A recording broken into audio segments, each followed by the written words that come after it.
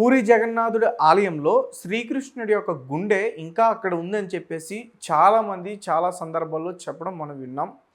అయితే కొంతమంది అది గుండె కాదు, చాలామంది భ్రమపడుతున్నారు, అది ఒక బ్రహ్మ పదార్థం అని కూడా చెప్తున్నారు. అయితే దాని గురించి ఎవరికి పూర్తిగా తెలియని విషయాలు అయితే చాలా ఉన్నాయని నాకు అనిపిస్తుంది. సో వాటి గురించి మీరేం చెప్తారు? ద్వారకా నగరం అంతా కూడా మునిగి ద్వారకా మొత్తం కూడా మునిగిపోయింది అంటారుగా. చాలామంది తెలుసుకోవాల్సిన ప్రశ్న, మానవ సహజమైన ప్రశ్న కాదు ఇది. మానవాతీత శక్తులు తెలుసుకోవాల్సిన ఒక సందర్భాన్ని పరమాత్ముని చేరిన రాత ఇది. ఇప్పటికీ పూరి జగన్నాథ ఆలయంలో 9 సంవత్సరాలకు ఒకసారి, 12, 14 సంవత్సరాలకు ఒకసారి, ఇది ఏ మాసం మీకు తెలిసి? ఆషాఢ మాసం. అధిక ఆషాఢం కూడా వస్తుంది ఒకసారి. అధిక ఆషాఢం, మొన్న అధిక శ్రావణం వచ్చింది, మీకు తెలుసా? ఈ ఇయర్లో శ్రావణ మాసం వచ్చింది. ఒక 27 రోజులు ఉంటే మళ్ళీ అధిక శ్రావణం అదే నిజ శ్రావణం, అధిక శ్రావణం అంటారు. అలా వచ్చింది మొన్న. అధిక ఆషాఢం కూడా వస్తుంది. అలాగా రియల్ ఆషాఢం ఒకటి వస్తుంది, అధిక ఆషాఢం ఒకటి వస్తుంది. అంటే అలా వచ్చిన ఆషాఢం ఒక తేదీ వస్తుంది మిత్రమా. అలా వచ్చినప్పుడు ఒక 4 వ్యక్తుల్ని, ఇది చాలా మంచి ప్రశ్న మీరు అడిగారు. పూరి జగన్నాథ ఆలయంలో 4 విగ్రహాలు ఉంటాయి. తండ్రితో పాటు ఇటొకటి అటొకటి ఇటొకటి, మొత్తం 4. తండ్రిది కొంచెం పెద్దగా ఉంటుంది, జగన్నాథుడు. 4 విగ్రహాలు ఉంటాయి. 4 కారణ జన్ములని వెతుకుతారు వీళ్ళు, ఈ గుడి యాజమాన్యం. వాళ్ళ కోసమని పరమాత్ముడు ప్రత్యేకమైన వంశాలను పెట్టుకున్నాడు తండ్రి. వాళ్ళే పుడతారు ఆ జన్మకి, ఆ కారణం చేయడానికి వాళ్ళే పుడతారు. బాగా గుర్తుపెట్టుకో మిత్రమా.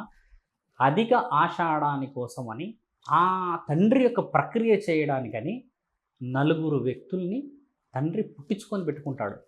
ఈ ఆషాఢంలో ఆ 4 తీసుకెళ్తాడు అనమాట తండ్రి.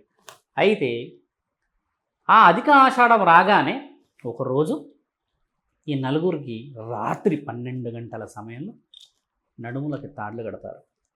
కట్టి ఈ కళ్ళు మొత్తం గట్టిగా కట్టేస్తారు. కట్టేసేసి ఈ మెయిన్ ద్వారం నుంచి వాళ్ళని లోపలికి పంపిస్తారు. ఒక గంట కడతారు వాళ్ళకి ఇక్కడ నడుము దగ్గర ఆ తాడుకి.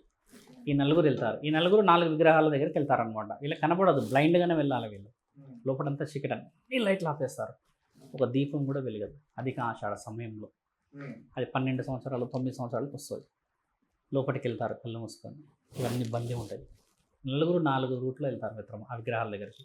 అందులో ఒకతను 90 సంవత్సరాల వ్యక్తి ఉంటాడు. ఈ తండ్రి యొక్క ముఖ్యమైన విగ్రహం దగ్గరికి వెళ్ళేవాడు. 4 కదా, తండ్రి ముఖ్యమైన విగ్రహం ఉంటుంది కదా మెయిన్. ఆ విగ్రహం దగ్గరికి వెళ్ళే ఒకతను 90 సంవత్సరాలు ఉంటాడు. బాగా గుర్తుపెట్టుకోవాలి. అలా ముందుకు వెళ్ళి ఆయన ఏం చేస్తాడు, పూరి జగన్నాథుడి ఆలయంలో దుస్తువులు అనేటివి మార్చారు. బాగా గుర్తుపెట్టుకోండి. ఇప్పుడు వేరే విగ్రహాల దగ్గర మారుస్తుంటారు కదా, దుస్తువులు మారుస్తారు, పట్టు వస్త్రాలు పెడుతుంటాం పండగలకి. దానికి తండ్రి దగ్గర అధిక ఆషాఢంలో మాత్రమే మారుస్తారు, మిగతా రోజుల్లో మార్చారు. మిగతా రోజులు ఏం చేస్తారంటే తండ్రికి క్లాత్ మీద క్లాత్ కడుతుంటారు. పట్టు వస్త్రాల మీద పట్టు వస్త్రాలు, పట్టు వస్త్రాల మీద పట్టు వస్త్రాలు, ఇట్లా చుట్టడమే. ఇంకా ఇప్పుడు ఒక దుస్తులు ఉంది, ఈరోజు ఆరెంజ్ చేసా, రేపు వైట్, దీని మీద వేస్తా. అంతేగాని దీన్ని నేను ఇప్పేసేసి దీన్ని ఉతికేసి ఆరేసుకోవడాల కార్యక్రమాలు ఉండవు. ఒకదాని మీద ఒకటి. ఆ విగ్రహాలకు ఏదైతే దుస్తులు ఉంటాయో మిత్రమా, ఒకదానిపైన ఒకటే ఉంటుంది చుట్టి. ఆ 4 విగ్రహాలకు అలాగే ఉంటుంది. ఈ పెద్ద ఆయన ఏం చేస్తాడు, అన్ని 4 చీకట్లు వెళ్తారు కదా, వెళ్ళేసి ఆ విగ్రహం దగ్గరికి వెళ్ళి టచ్ అవుతారు. టచ్ అయిన తర్వాత చూసుకుంటాడు ఆయనని. ఈయన అందరూ చూసుకుంటారు. ఒకవేళ వెళ్తున్న సమయంలో ఏదైనా ఊపిరి బిగిసినట్టో, ఎవరో లాగినట్టే కానీ ఇంకేదైనా ఇబ్బంది అయితే ఈ గంట సౌండ్ అవుతుంది. ఆయన పెట్టిన సిగ్నల్ అదే, ఏమైనా ఆపద ఉంటే మీరు చెప్పాలి మాకు అని. ఇది సౌండ్ చేస్తే మాకు తెలిసిపోతుంది, అక్కడ దాకా కనెక్షన్ వినబడితే మిమ్మల్ని లాగేస్తాం వెనక్కి అని చెప్తారు. వీళ్ళంతా ఎన్నుకుండే చేస్తారు. పురోహితులు అందరూ ఉంటారు, అంత యాజమాన్యం ఉంటారు అక్కడ. అంత లాంగ్ డిస్టెన్స్లో తాడులతో పంపించేస్తారు గర్భగుడిలోకి. అప్పుడు వీళ్ళు వెళ్ళి బట్టలు తీస్తూ ఉంటారు. బట్టలు తీసేస్తారు. బట్టలు తీసేసి అలా 3 వ్యక్తులు ఓపెన్ చేస్తే ఈ పెద్ద అయిన కూడా ఇంకొక విగ్రహం దగ్గర, పెద్ద విగ్రహం, ముఖ్యమైన విగ్రహం, జగన్నాథుడి విగ్రహాన్ని తీస్తూ ఉంటాడు. బట్టలన్నీ అన్నీ ఒకటి అయిపోతాయి. అయిపోయినప్పుడు లాస్ట్కు వచ్చేది బ్రహ్మ పదార్థం. ఇది ఇక్కడ తగిలేది బ్రహ్మ పదార్థం. బాగా గుర్తుపెట్టుకోండి, గుండె కాదు అది, బ్రహ్మ పదార్థం. బ్రహ్మదేవుడు ఇచ్చిన ఒక వరప్రసాదం అది. ఆ బ్రహ్మ పదార్థం అనేది ఇక్కడ మెత్తగా తగులుతుంది. తగిలినప్పుడు తగిలిన స్పర్శ నిజముగానే గుండె తగిలినంత స్పర్శ ఉంటుంది. అది ఇక్కడ లోతులో చుట్టి పెట్టి ఉంటుంది అది.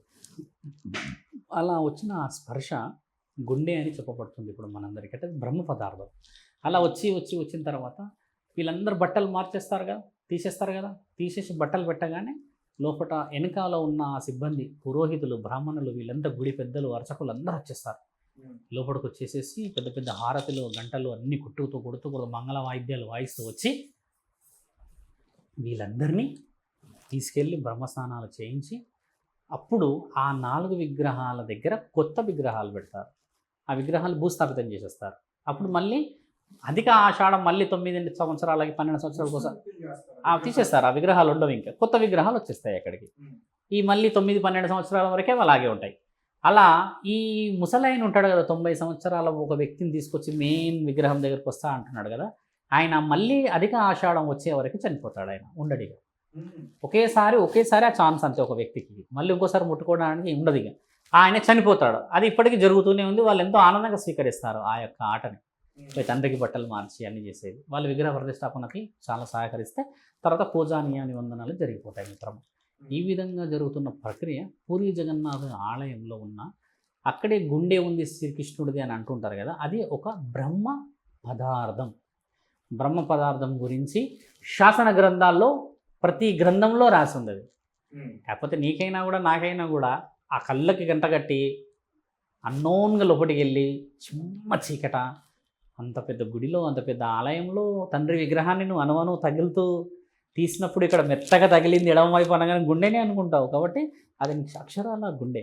ఇంకోటి ఏంటంటే పూరి జగన్నాథుడి ఆలయంలో గుండె ఉన్నది అన్న విషయాన్ని మనం మాట్లాడుకుంటున్నాం. కాబట్టి ఎక్కడైతే భగవద్గీత చదువుతారో మానవులు అక్కడ సాక్షాత్తు శ్రీకృష్ణుడే ఉంటాడుగా.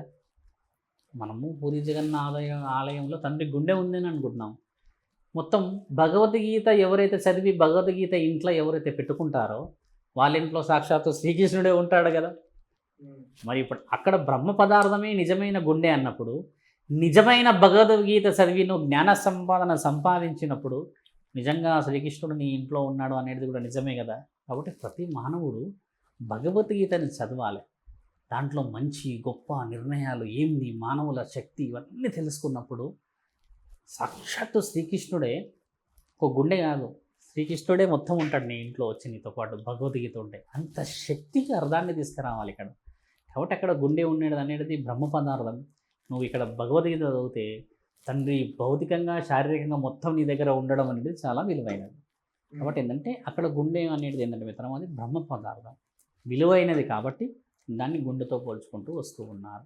ఓకే, కానీ అది గుండె కాదు. గుండె అయితే దాని ముమ్మాటికి కాదు, అది బ్రహ్మ పదార్థం. అది రుజువులతో మాట్లాడుకుంటాం మనం, ఎప్పుడైనా కూడా మాట్లాడాలి. ఇప్పుడు అది తెలుసుకోవాల్సిన అవసరం కూడా ఉంది. అక్కడ ఉన్న ఆ పవిత్రత ఏందో చెప్తున్నాను మీకు. కానీ చాలామంది గుండె గుండె అని చెప్తూ ఉంటారు. గుండె అనే చెప్తారు. మరి నీకు అన్ని కళ్ళన్నీ కట్టకట్టేసేసి ఆడ తీసుకుపోయి ఇక్కడ మెత్తగా వచ్చినట్టుగా అనిపించినప్పుడు మరి అది గుండెగా, అది బ్రహ్మ పదార్థం అని రాసి ఉందని చెప్తున్నాను నీకు నేను. నేను ఒకవేళ రాసి లేకపోతే నేను గుండె అనేవాడిని, అది గుర్తుపెట్టుకోండి. అర్థమైందా మిత్రం? అంటే మీరు చదివిన గ్రంథంలో ఉందా? నేను చదివిన గ్రంథము మీ తాత మా తాత రాసింది కాదు.